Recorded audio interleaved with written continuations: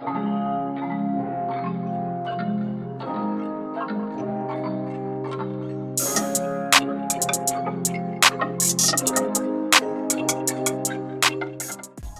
up, fellas? Peace and blessings to the dope family.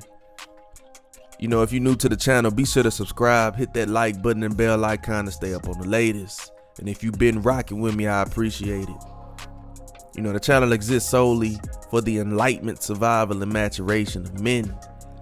Now, today we're going to cover the importance of mastering and conquering yourself before you set out to conquer the world, or even build a family of your own that you will in turn be responsible for guiding in and giving the tools to then conquer themselves and then the world, and so forth and so on, with generations to follow.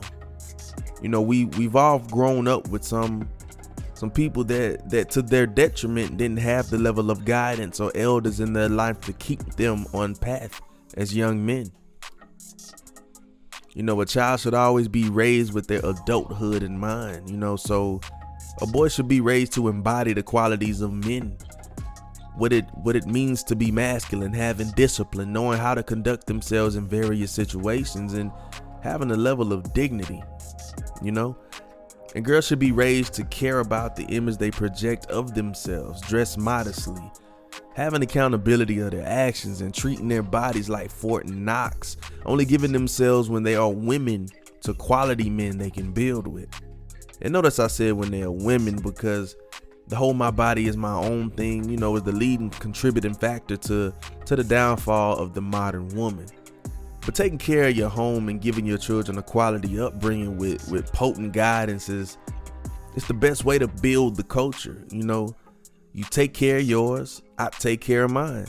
And if they happen to come together, we know how we both operate and understand what's at play. But let's cover what happens to the undisciplined child, the kid who always got their way. Who do they grow up to be? I'm sure we came across that person who cut us off on the road, or the coworker who gives you attitude because they're personal problems. That's them. We've all had the person who justifies their attitude because they haven't had their smoke break or coffee yet, or whoever for that matter, who selfishly lashes out when they don't get their way. We all know that person. And similarly, the same goes for the individuals who just can't seem to help themselves. The alcohol and drug abuser in denial, your good friend with the trash diet, or the ones who have yet to grasp the concept and necessity of personal hygiene. These traits all belong to that kid who grew up without yet mastering themselves.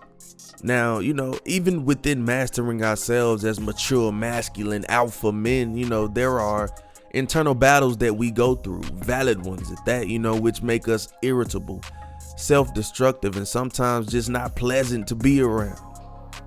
And that is why it's important, especially in these moments in particular, to master ourselves. You can't just self-reflect on behavior and feel like it's fixed or changed. No, you must make these adjustments when the situation arises. You can only correct the behavior when the behavior is currently activated or active.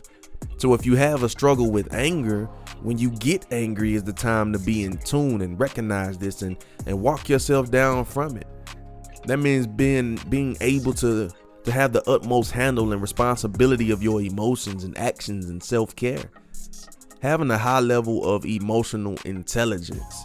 Being a man is all about accepting complete responsibility for yourself. Complete. And there are simply too many men walking around that have not truly learned the art of self-mastery. It's an ongoing journey and a never-ending process, but it's most apparent and sticks out more in the way that we treat others and the way that we treat ourselves. As you go through life, you tend to come across grown toddlers.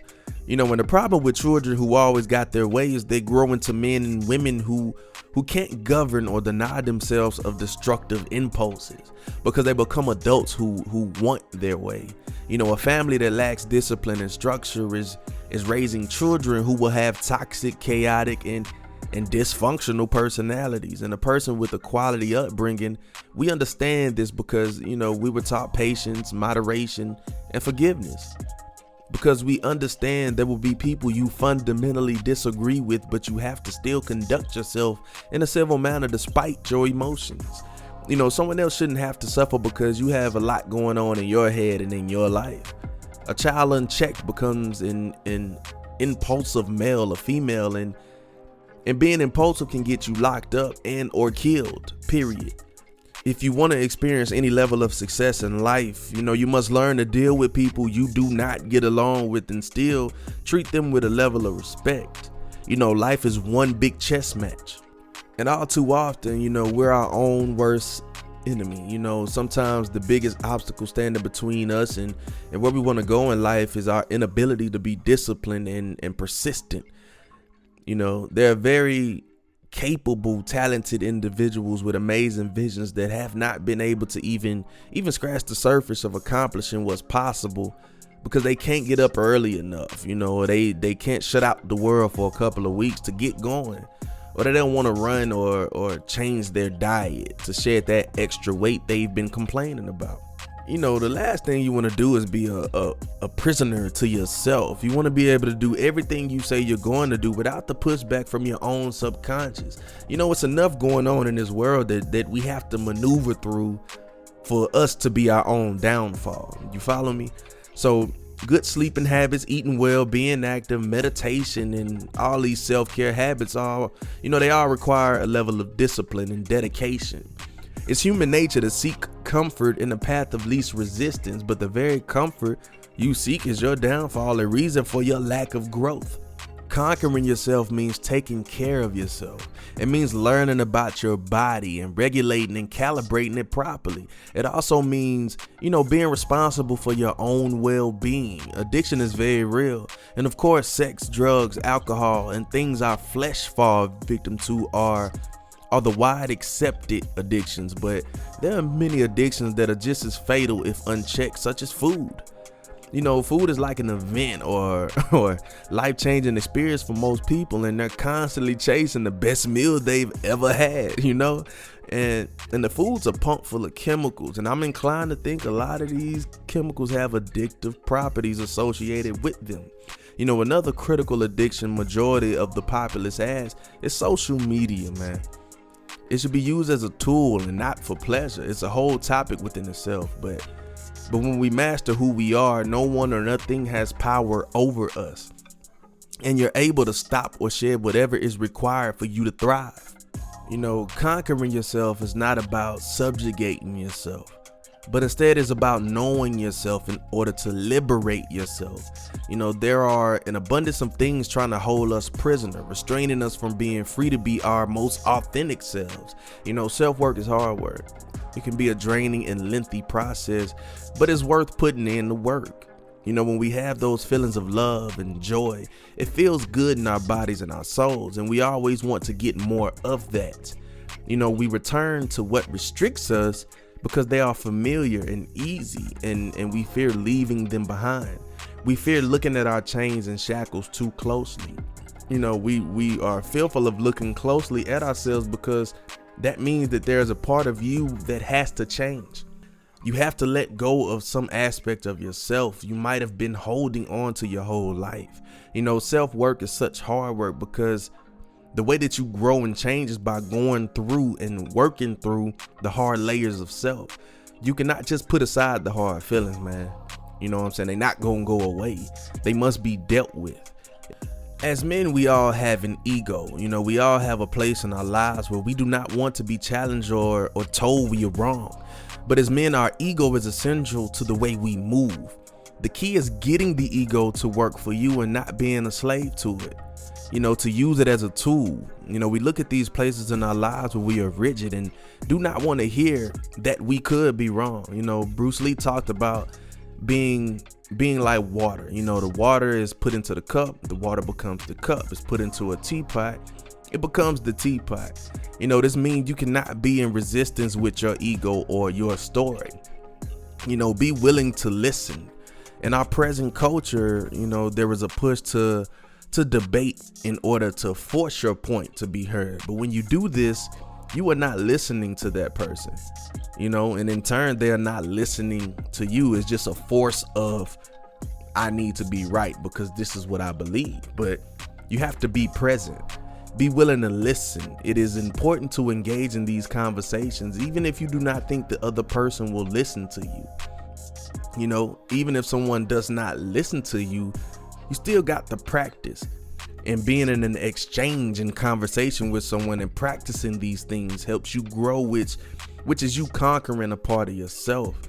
And pretty much as men, man, you shouldn't be running your mouth no way. You should always listen far more than you speak. Be slow to speak, man. Listen.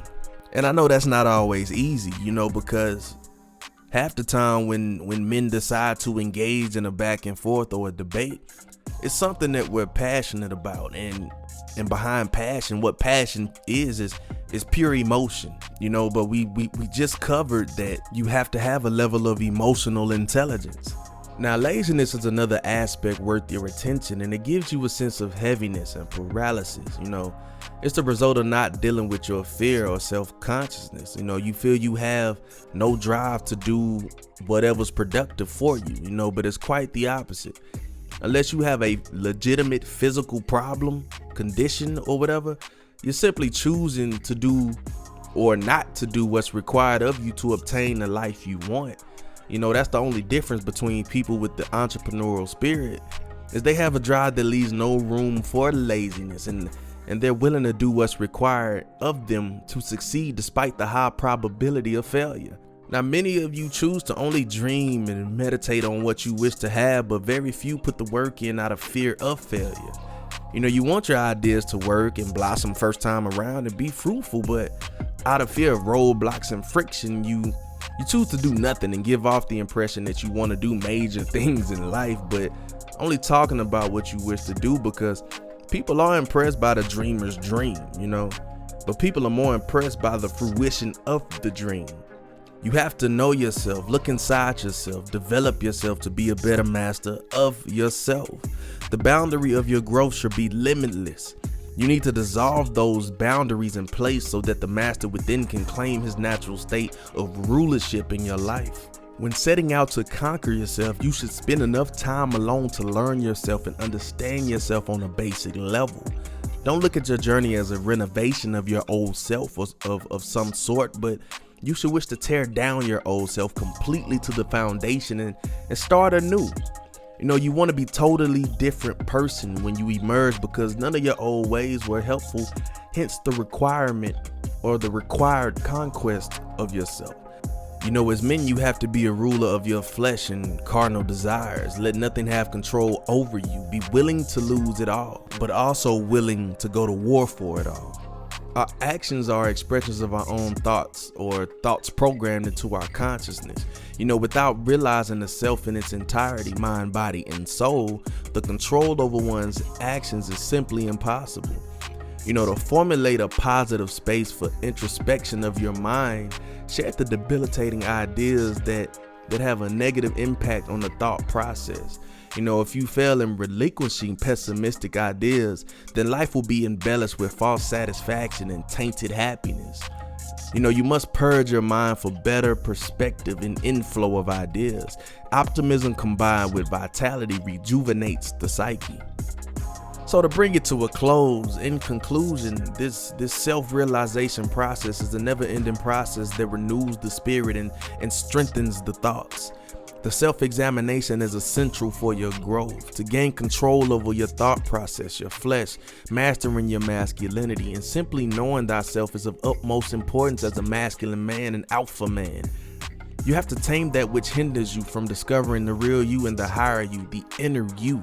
You know, if you're unsure where to start, you can start by simply changing your diet. Cut down on the trash you consume, drink nothing but water, do some type of physical activity that raises your heart rate, etc., etc. You know, I'm sure y'all know these things, but then you have to reflect on areas you struggle with. Make a list and begin to conquer those parts of yourself one by one until you are the master of you. And nothing or no one has a grasp on you, has an influence on you, has a hold or possession of you, you know? I say it all the time, it's a hard journey, but a necessary journey of maturation. But before we go, be sure to hit that subscribe button, that like button, and the bell icon so you can stay up on the latest. Feel free to email me your dope discourse for your free consultation and guidance with women and life in general, you know. But until next time, my dope family, I'm out.